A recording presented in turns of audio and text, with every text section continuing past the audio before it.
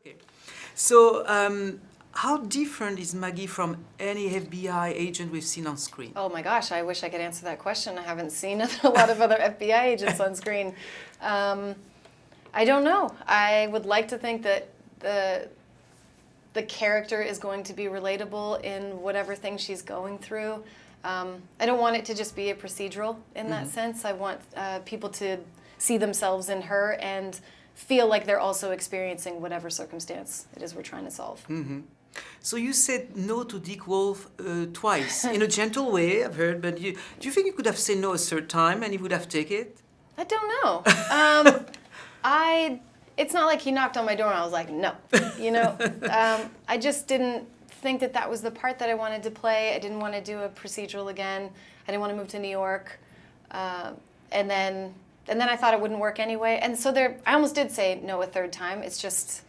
Oh, you almost did. So I almost did, yeah. But I was kind of pressured by my team to just read it, at least read it, and then, you know, be sure that I was saying no to something. And then it was an offer.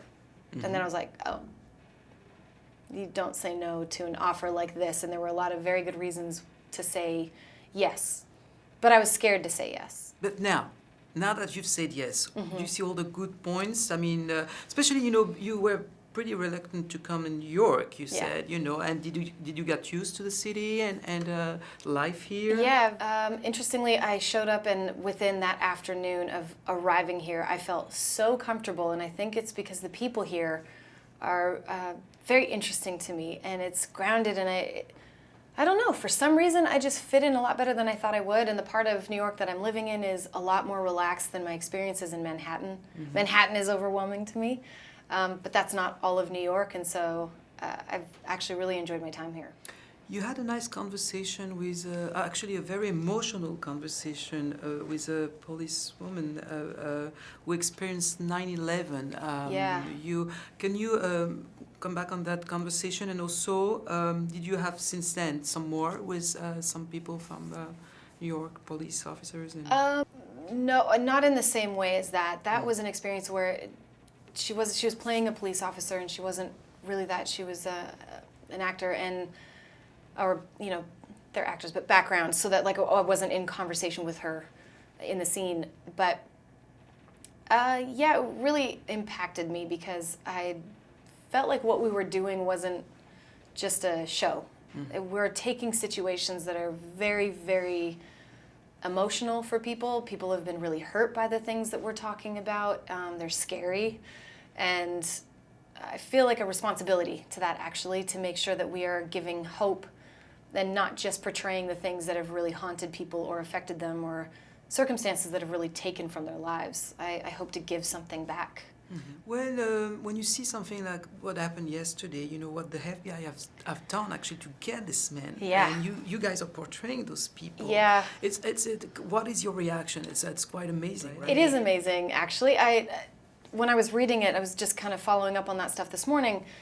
I was like, that is so cool. It actually made me more excited to be doing the show that we're doing because it's the reality. I mean, I'm not really stuck in the reality of anything 16 hours a day. I mean, we have the scripts and stuff, but then the importance of it, and I don't know, it's amazing that that's what they stopped that quickly.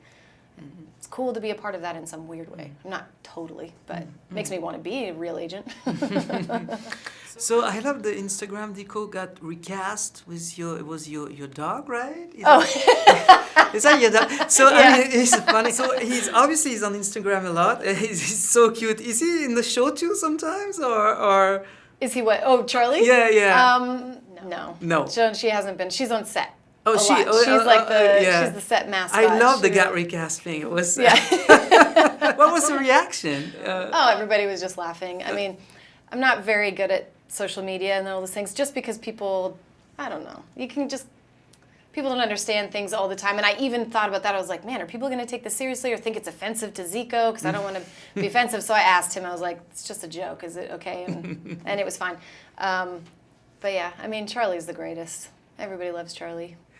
The response from your fans since you're on the show, is it like a different audience, different response from the people that you used to? Yeah, I think it's a different audience. think a lot of the stuff that I've done before was definitely more geared towards younger people in their 20s or early 30s, and we kind of have a bigger scope here. There's a lot of people from the Dick Wolf family who are all ages, and I think actually a lot of an older audience, and so just kind of jumped onto our show, which is, it's interesting actually, the people that come up and will talk to me about it, they have a different perspective and they have different reasons for why they like the show than, you know, because they really love the technical aspect of that. They really like learning about the FBI, whereas the younger audience really just wants me and OA to hook up. Reaction from your family? Do they watch it? Are they, you know, do they like it? Are they surprised to see you that, you know? Yeah, I think they're always really excited about what I'm working on and very supportive. It's interesting. I don't know. I don't really have conversations a lot about the work. We talk about the hardships within the work, or we talk about those types of things more than we do the show, but they're definitely falling in love with the show the more that they see it, because it takes time to find a groove and really get settled in what it is and the characters and all that. But yeah, they're really excited. I think they're really proud. I haven't talked to like extended family or anything. I just talked to my immediate family. So. One dream that you still have that would be far away from acting, far away from Hollywood, because I know you when we listen to your conversation, you love your job passionately, but we can tell that you have a life out of that, and that sometimes you feel like it's weird that you're here in this place. You know, as a human being, you can tell that. So, is there something that is, you know, in your heart that you wish to accomplish that has nothing to do with this job? Yeah, I'm excited to be a mom. Oh, I really am excited to be a mom. I look forward to having a family and doing that. That's the only thing that I really knew I've wanted to do since I was a little kid. That and being a cashier, apparently. I loved being a cashier when I was like 5.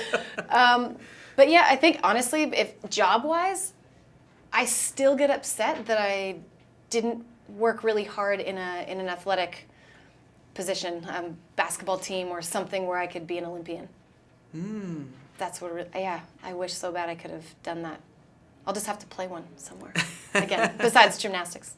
All right. Thank you very much. Thank you.